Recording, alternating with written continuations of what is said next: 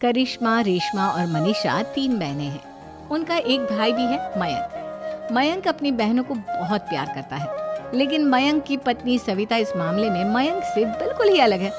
वो अपनी ननदों का जितना बुरा कर सकती है उतना बुरा करती ही रहती है और अपनी ननदों पर हुक्म भी चलाती है। करिश्मा, करिश्मा, तुमने अभी तक नाश्ता नहीं बनाया? तुम्हारे भैया को ऑफिस जाने में देर हो रही है। हाँ भाभी, बस अभी बनाती हूँ। करिश्मा, तुम ये ढीलापन छोड़ दो। कल को पराये घर जाना है। वहाँ अगर तुम इस तरह से काम करोगी तो लोग क्या कहेंगे कि माँ ने और भाभी ने कुछ सिखाया नहीं। और तुम्हारी दोनों बहनें कहाँ हैं? रेशमा मार्केट गई है और मनीषा सो रही है। क्या?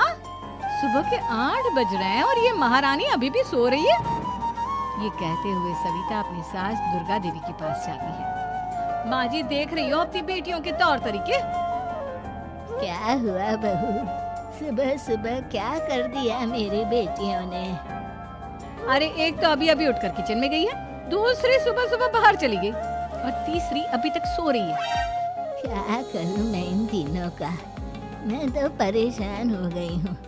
जा जाकर उठा उसे और रेशमा से मैं बात करती हूँ। सविता सीधा मनीषा के कमरे में जाती है और उससे कहती है, महारानी जल्दी उठो, सूरज सर पर आ गया है। भाभी थोड़ी देर और सोने दो ना, मैं रात को लेट सोई थी। वो क्या है ना, यूनिट टेस्ट चल रहे हैं। शराफत से उठती है या नहीं, या फिर पानी की भरी बाल्टी डालूं तेरे ऊपर? नहीं भाभी, मुझे बिस्तर में नहीं नहाना, उठती हूँ मैं। मनीषा जल्दी से उठकर बाथरूम में चली जाती है। सभी आराम से बैठकर नाश्ता कर रहे होते कि तभी रेशमा बाजार से हाथ में सामान लिए आ जाती है।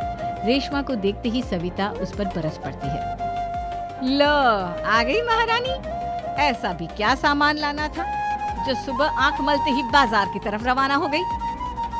भाभी, कल आप ही तो चीख रही थी कि घर का सारा सामान मुझे ही लाना पड़ता है, घर में किसी को भी किसी काम से कोई लेना देना नहीं है। अब मैं बाजार जाकर सामान ले आई तो आपको इस बात से भी तकलीफ हो रही है?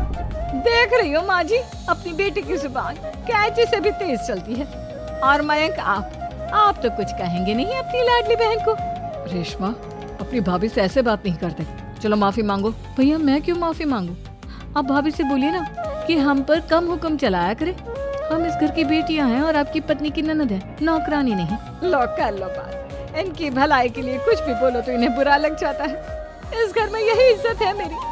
देख लो माँ जी, आपकी बेटी किस लहजे में मुझसे बात कर रही है। सविता वहाँ से चली जाती है। मयंक को बहुत गुस्सा आता है, वो भी वहाँ से चला जाता है। फिर करिश्मा रेशमा को समझाती है, रेशमा, तुम्हें भाभी से माफी मांग लेनी चाहिए थी ना। लेकिन दीदी, मैंने कुछ किया ही नहीं, तो मैं माफी क्यों मांगू? हाँ करिश्मा दीदी, रेशमा दीदी जैसे ही घर में आई भाभी ही उन पर चिल्ला रही थी। हाँ, मैं मानती हूँ कि गलती भाभी की थी। मैं तो इसलिए बोल रही हूँ कि भाभी ने माँ को तो पूरी तरह अपने वश में कर लिया है। वो हमारी बात सुनती ही नहीं। मयंक भैया हमारे लिए हमेशा खड़े रहते हैं, इसलिए उनकी बात का मान तो तुम्हें रखना चाहिए था ना। कोई फायदा नहीं दीदी, कुछ दिनों की बात और है, भाभी उन्हें भी हमारे खिलाफ भड़का देंगी। फिर वो भी माँ की तरह हमारी किसी बात का विश्वास नहीं करेंगे। इसी तरह सविता अपनी तीनों ननदों को किसी न किसी बात पर परेशान करती रहती थी। एक दिन मयंक अपनी तीनों बहनों के लिए गिफ्ट लाया। करिश्मा, ये तुम्हारे लिए हार का सेट। रेशमा, तुम्हारे लिए सुंदर सी ड्रेस। और मनीषा, तुम्हें किताबें पसंद है ना, तुम्हारे लिए किताबें लाया हूँ। थैंक यू भैया। थैंक यू भैया। थैंक यू भैया। करिश्मा, तुम्हारा नेकलेस कितना सुंदर है, ये भैया कहाँ से ले आए होंगे? मैंने भैया को 3 दिन पहले फोन पर ये डिजाइन दिखाया था और आज भैया ये ले आए। सविता तो अपनी ननदों के गिफ्ट्स देखकर जल गई और करिश्मा का नेकलेस तो उसे भी बहुत पसंद आया था। अपनी बहनों के लिए कितना अच्छा नेकलेस लेकर आए हैं, मुझे कभी कोई गिफ्ट नहीं दिया। मैं आज ही ये हार चुरा लूं। रात में सविता करिश्मा का हार चुरा लेती है और इसी तरह उसे अपनी ननदों की जो भी चीज अच्छी लगती वो उसे मांगती नहीं, बल्कि रात के अंधेरे में चुरा लेती। इसी तरह दिन बीतते गए और सविता ने मयंक के दिल में भी उसकी बहनों के लिए नफरत पैदा कर दी। एक दिन मयंक ने करिश्मा और रेशमा के लिए रिश्ता देखा और ये बात उसने घर में सबको बताई। माँ, करिश्मा और रेशमा के लिए बहुत अच्छा रिश्ता आया है। वो लोग कल इन्हें देखने आ रहे हैं।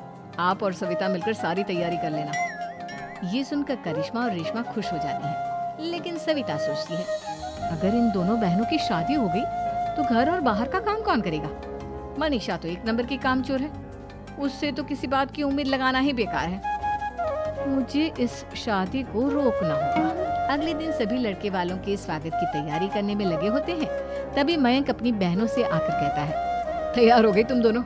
देखो दोनों लड़के बहुत अच्छे हैं, मैं कोई कसर नहीं छोड़ना चाहता, इसलिए तुम उनके सामने अच्छे से बिहेव करना और अपनी भाभी से लड़ने मत लग जाना। करिश्मा, तुम वो नेकलेस पहन लो ना जो मैं तुम्हारे लिए लाया था।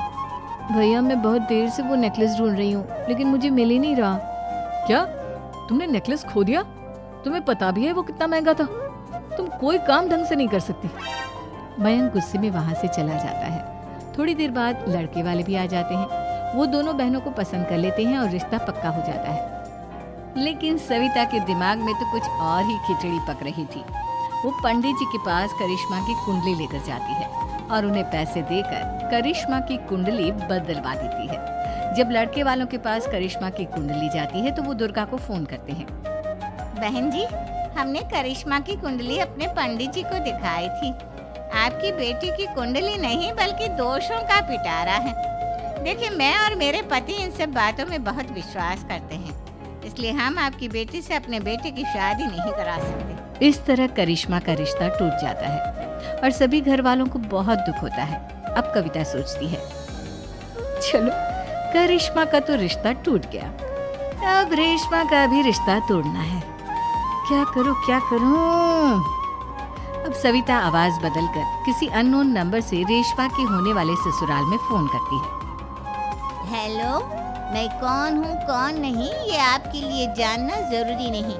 बस इतना सुन लो कि रेशमा का 2 साल से किसी के साथ अफेयर चल रहा है। बस रेशमा का रिश्ता तोड़वाने के लिए सविता का इतना कहना काफी था। अब रेशमा का भी रिश्ता टूट गया। मयंक और दुर्गा देवी ने रेशमा को खूब खरी खोटी सुनाई और उससे बार बार उस लड़के के बारे में पूछने लगी। आप दोनों मुझे क्यों परेशान कर रहे हो? अरे कोई लड़का होगा मेरी लाइफ में तो मैं बताऊंगी ना, जब कोई है ही नहीं तो कहाँ से लाऊं मैं कोई लड़का? तो तेरे होने वाले ससुराल वालों को फोन किसने किया था? माँ मैं नहीं जानती किसने फोन किया था, मैं सच कह रही हूँ। मैं तो पहले ही कह रही थी इसकी लगाम खींच कर रखो, लेकिन मेरी सुनता ही कौन है। आप चुप रहिए भाभी, ये सब आपका ही किया धरा है। अब तीनों बहनों को विश्वास हो जाता है कि ये सब उनकी भाभी ही कर रही है। तीनों बहनें अपनी भाभी को सबक सिखाने के लिए एक वकील कर लेती है और घर में हिस्सा मांग। देखो भैया, माँ बाप की जायदाद में जितना बेटों का हक होता है उतना ही बेटियों का, इसलिए इस घर के 4 हिस्से होंगे और हमें अपना हिस्सा चाहिए। मैंने तुम्हारे लिए क्या क्या नहीं किया और तुम इस घर में हिस्सा मांग रही हो? भैया, आप और माँ हम बहनों की कोई बात नहीं सुनते हो और भाभी हमारी शादी नहीं होने देगी क्योंकि उन्हें लगता है कि आप हमारी शादी में ज्यादा पैसा लगाओगे और उन्हें हम जैसी फ्री की नौकरानी कहाँ मिलेगी। तो हम भाभी के साथ तो रह नहीं सकते, हम बहनों को अपना हिस्सा चाहिए। अरे तुम्हें शर्म आनी चाहिए अपने भाभी पर ऐसा इल्जाम लगाते हुए। वो तुम्हारे बारे में कितना सोचती है। हाँ माँ, भाभी हमारे बारे में बहुत सोचती है। दिन रात बस यही सोचती रहती है कि किस तरह से अपनी तीनों ननदों को परेशान करूं और कभी मुझे पढ़ने भी नहीं देती। दोनों बहनों का रिश्ता भी तो इन्होंने ही तोड़वाया है और रात में हमारे कमरे में आकर हमारी चीजें भी चुराती है। इसी तरह सविता की तीनों ननदें अपनी बात पर अड़ी रही। अब कोर्ट में तारीख भी शुरू हो गई। जब सविता को लगा कि उसकी तीनों ननद इतनी आसानी से नहीं मानने वाली, तो उसने अपने पति और सास को सारी सच्चाई बता दी और अपनी तीनों ननद से माफी मांगी। मयंक और दुर्गा को भी अपनी गलती का एहसास हो गया। अब सविता खुद करिश्मा और रेशमा के लिए अच्छा रिश्ता ढूंढती है और उनकी शादी करवाती है। सुमित्रा जी का बेटा था अमित और बहू का नाम था अमृता। सुमित्रा जी की बहू की बातें सुनकर ऐसा लगता था कि जैसे वो बहुत इंटेलिजेंट है, क्योंकि उससे कभी भी कोई भी सवाल पूछो फट से जवाब दे देती थी। अरे भाई, उसके जवाब से तो गूगल भी पीछे रह जाता था और इसलिए कम से कम सुमित्रा जी के घर में तो किसी को भी गूगल की जरूरत ही नहीं पड़ती थी। जब भी घर में कोई बात चलती, कोई कुछ भी कहता, तो अमृता फट से कह देती, ये तो मेरे साथ भी हुआ था, मुझे इसके बारे में सब मालूम है। एक दिन सुमित्रा जी अमित और अपनी बहू अमृता के साथ अमित के बुआ जी, फूफा जी यानी कि मुकेश और उर्मिला जी के यहाँ पर मिलने के लिए गए। अरे बहुत अच्छा किया अमित बेटा, इतने दिनों के बाद आए हो तुम। हाँ सुमित्रा भाभी, कभी तो आ जाया करिए अपने बच्चों को लेकर। आपकी बहू के आने से तो हमारे घर में भी रौनक आ गई है। वो क्या है ना, अमित ऑफिस के काम में बहुत बिजी रहता है, इसलिए उसे तो वक्त ही नहीं मिल पाता। अच्छा, लगता है नौकरी काफी मुश्किल है अमित की। अरे नहीं नहीं फूफा जी, ऐसी कोई बात नहीं है। आप तो जानते हैं ना प्राइवेट जॉब में कितना काम होता है। अरे कोई समझे ना समझे, मुझे तो पता है प्राइवेट नौकरी में इतना काम करना पड़ता है कि इंसान की आफत आ जाती है। लेकिन बेटा, तुमने तो कभी जॉब की ही नहीं, तुम्हें कैसे पता? अरे जॉब नहीं की तो क्या हुआ मम्मी जी, सब जानती हूँ मैं। सबसे पहले ऑफिस में जाओ, वहाँ पर अपनी एंट्री डालो, उसके बाद दिन भर सिस्टम पर बैठकर काम करो। चारों तरफ कैमरे लगे होते हैं, आप अपनी नजर इधर की उधर नहीं कर सकते। उसके बाद दिन भर बॉस की चिक चिक सुनो, वो अलग से। यही सब होता है, मुझे ना सब पता है। अरे बहू रानी तो काफी इंटेलिजेंट है, हर बात की खबर है इसको। थोड़ी देर बाद अब देखिए सुमित्रा भाभी, इतने दिनों के बाद आई हैं आप, खाना खाकर ही जाना, ऐसे तो मैं आपको जाने नहीं दूंगी। वैसे बुआ जी, खाने में क्या बनाया है? वो क्या है ना बेटा, आज तुम्हारी बुआ जी की तबीयत थोड़ी ठीक नहीं थी, इसलिए हमने सोचा कि जब तुम लोग यहाँ आ जाओगे तो बाहर से खाना मंगवा लेंगे और साथ में बैठकर खाएंगे। लेकिन बस प्रॉब्लम इतनी सी है कि मुझे बाहर से खाना ऑर्डर करना नहीं आता। सोचा जब अमित आएगा तो उसी को बोल दूंगी। अरे मुझे आता है ना, मैं कर देती हूँ ऑर्डर। बताइए क्या क्या मंगाना है आपको? इटालियन, कॉन्टिनेंटल, इंडियन, पंजाबी, सब पता है मुझे। क्या बात है बहू, क्या घर में भी खाना रोज बाहर से ऑर्डर करती हो? अरे नहीं नहीं नहीं बुआ जी, ऐसी कोई बात नहीं है, बस मुझे ना सब पता है। कोई बात नहीं अमृता, मैं अपने फोन से ऑर्डर कर देता हूँ। क्या बात है, आजकल ऑनलाइन डिलीवरी पर कोई ऑफर नहीं चल रहा है, वरना काफी पैसे बच जाते। कैसी बात करते हैं आमिर, मैं कह रही हूँ ना मुझे सब पता है। मुझे एक बहुत अच्छा ऑनलाइन डिलीवरी वाला मालूम है, जहाँ पर 50% ऑफ मिल जाएगा। और आज तो वैसे भी फ्राइडे है ना, फ्राइडे को तो उस पर 50-70% ऑफर मिलता ही मिलता है। अरे क्या बात है, इसके बारे में तो मुझे पता ही नहीं था। अरे बेटा, जिस चीज के बारे में किसी को पता नहीं होता, हमारी बहू को पता होता है। एक काम कर, तू उसी को ऑर्डर करने दे। क्या बात है अमृता बेटा, तुम तो बहुत इंटेलिजेंट हो, सब कुछ जानती हो। कुछ दिनों के बाद सुमित्रा जी की कुछ सहेलियां उनसे मिलने के लिए आती हैं। अरे सुमित्रा बहन कैसी हो, बहू कैसी है तुम्हारी? अरे पूछिए मत, बहुत इंटेलिजेंट है मेरी बहू, सब कुछ जानती है। क्या बात है, बहू के आने के बाद तो औरतें दुखी हो जाती है, लेकिन तुम तो बहुत खुश लग रही हो। वो क्या है ना, मेरी बहू है ही इतनी अच्छी। अरे तो बुलाओ ना, हमारे साथ बैठेगी, बातें करेंगी तो हमें भी अच्छा लगेगा। सुमित्रा जी अमृता को बाहर बुलाती हैं और उसके बाद सब लोग बातें करने लगते हैं। क्या बताऊं, कुछ दिनों से घुटनों में इतना दर्द हो रहा है कि चला भी नहीं जाता। अब बुढ़ापे में तो ये सब चलता ही रहता है, क्या कर सकते हैं। आंटी जी, आप योगा करिए, योगा और साथ में ना काले तिल खाया करिए, आपके घुटनों का दर्द भाग जाएगा। लेकिन तुमको ये सब कैसे पता बेटा? अरे मेरे भी घुटनों में दर्द होने लगा था, मैंने योगा किया और काले तिल के साथ गुड़ मिलाकर उनके लड्डू बनाकर खाए, एकदम ठीक हो गए हैं मेरे पैर। अमृता, ये तुम क्या कह रही हो? इतनी कम उम्र में तुम्हारे पैरों में दर्द कैसे हो सकता है? अरे मम्मी जी सच कह रही हूँ, एक बार अगर कोई ये नुस्खा अपना लेना बस मजा आ जाए। ठीक है बेटा, अगर तुम कहती हो तो मैं ये करके देखती हूँ। मुझे सब पता है आंटी जी, ये मेरे साथ हो चुका है, इसीलिए तो बता रही हूँ मैं आपको, ऐसे नहीं बताती किसी को। कुछ दिनों के बाद अमित अमृता को अपने दोस्तों के साथ घूमने के लिए ले जाता है। क्या यार, क्या जिंदगी हो गई है, सारा दिन ऑफिस का काम करते रहो, अपनी हेल्थ पर तो ध्यान ही नहीं दे सकते। अरे क्यों नहीं दे सकते अपनी हेल्थ पर ध्यान, सब दे सकते हैं, इंसान चाहे तो कुछ भी कर सकता है। क्या बात है भाभी, आप इतनी श्योरिटी के साथ कैसे कह सकती हैं? अरे आजकल ना एक से एक एप्लीकेशन है मार्केट में, और जानते उसमें कुछ एक्सरसाइज तो ऐसी बताते हैं जिन्हें आप अपने ऑफिस में बैठे बैठे, मेरा मतलब लैपटॉप पर काम करते करते भी कर सकते हैं। अमृता, ऐसी एक्सरसाइज के बारे में तो मुझे भी नहीं पता था, तुम्हें कैसे मालूम? अरे मुझे सब पता है, हर चीज की खबर रखती हूँ मैं, जानते हैं ना आप। लेकिन ऐसी कौन सी एप्लीकेशन है और ऐसी कौन सी एक्सरसाइज है भाभी? एक मिनट, मैं आपको अपने मोबाइल में दिखाती हूँ। अरे वाकई में भाभी तो सही कह रही है। देखो यार, इसमें कितनी अच्छी एक्सरसाइज दिखाई गई है। अपनी चेयर पर बैठे बैठे एक्सरसाइज भी कर लो, काम भी और हेल्थ भी। वाह भाभी वाह, मजा आ गया। लेकिन अमृता, तुम्हें इस बारे में कैसे पता? अब मेरे साथ जो चीज हो चुकी है उसके बारे में तो मुझे पता होगा ही ना अमित। मतलब तुम कब ऑफिस में काम करने गई जो तुमने ऑफिस करते करते एक्सरसाइज की? मैं जो किचन में काम करती हूँ अमित, घर के काम, वो किसी ऑफिस के काम से काम है क्या? बस मैं भी वो सब करते करते इनमें से कुछ एक्सरसाइज ट्राई कर लेती हूँ, इसीलिए मुझे सब पता है। सही है यार, तुम तो बहुत इंटेलिजेंट हो। कुछ दिनों के बाद ये क्या है? एक दोस्त ने मेरे साथ एक मजाक किया है, लेकिन समझ में ही नहीं आ रहा। अरे बेटा, तो अमृता से पूछ लेना, उसके पास कोई ना कोई जवाब जरूर होगा। ठीक कहती है मम्मी जी, मैं सब जानती हूँ। लेकिन अमृता, ये थोड़ा मुश्किल है, सोच लो।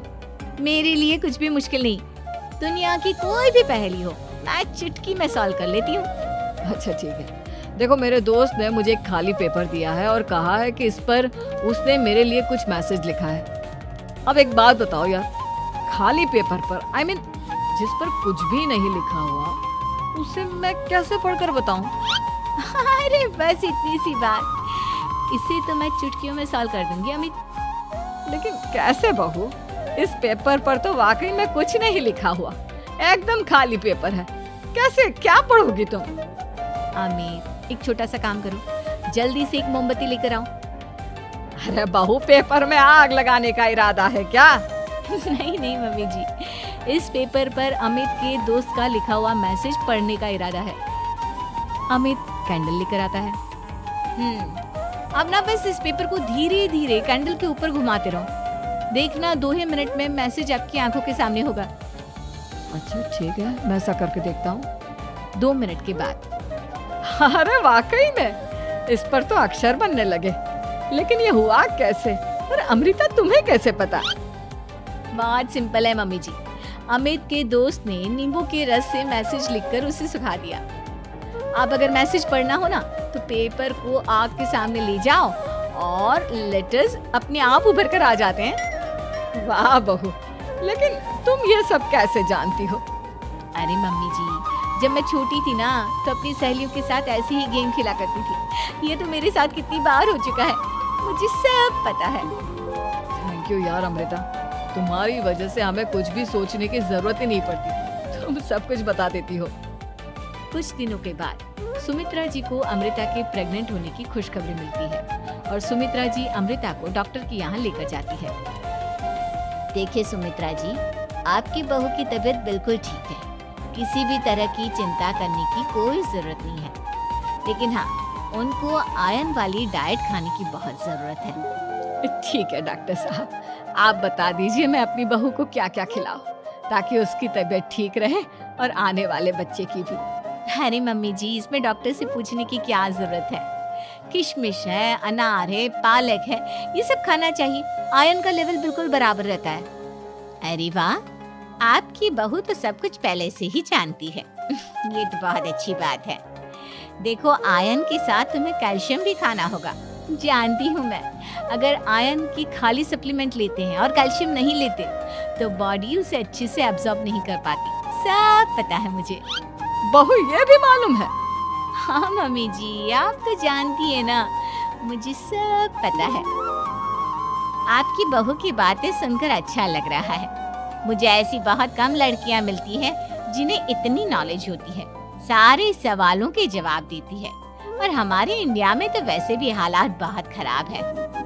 बिल्कुल ठीक कह रहे हैं आप डॉक्टर साहब, लेकिन मैं उन लड़कियों की तरह नहीं हूँ, बहुत ख्याल रखती हूँ मैं हर चीज का। और जानती हैं आप, हमारे घर में तो किसी को किसी चीज के बारे में गूगल करने की जरूरत ही नहीं पड़ती। बिल्कुल ठीक कह रही है अमृता। अरे कुछ भी पूछ लो, इसे सब पता होता है। अरे वाह, तुम तो बड़ी कमाल की लड़की हो। चलो ये तो बहुत अच्छी बात है, लेकिन फिर भी डॉक्टर की सलाह पर पूरा ध्यान देना चाहिए। वैसे क्या चाहिए तुम्हें, बेटा या बेटी? अरे डॉक्टर साहब, कुछ भी हो जाए, बस बच्चा अच्छे से हो जाना चाहिए। मुझे तो दोनों में से किसी से कोई भी परेशानी नहीं। और सुमित्रा जी आप? डॉक्टर मैडम, मुझे तो लड़के और लड़की में कभी भेद करने की आदत ही नहीं है। पोता आए या पोती, मेरे लिए तो दोनों एक बराबर है। सुनकर अच्छा लगा। वैसे आप जानती हैं, हमारे यहाँ पर तो लोगों को बड़ी बेचैनी रहती है ये जानने की कि पेट में लड़का है या लड़की, लेकिन विदेशों में ऐसा नहीं होता। हाँ, वहाँ पर तो सब कुछ पहले से ही बता देते हैं ना। ये भी कोई बात हुई भला? लेकिन तुम्हें कैसे पता कि वहाँ पर सब कुछ पहले ही बता देते हैं? अच्छा हाँ, तुम तो सब कुछ पहले से ही जानती हो ना। तुम्हारे साथ तो सब कुछ पहले से ही हो चुका होता है। नहीं मम्मी जी, ये तो मेरे साथ पहली बार हो रहा है, इसलिए मैं ये डायलॉग नहीं बोल सकती। अमृता की बात सुनकर सुमित्रा और डॉक्टर दोनों हंसने लगते हैं।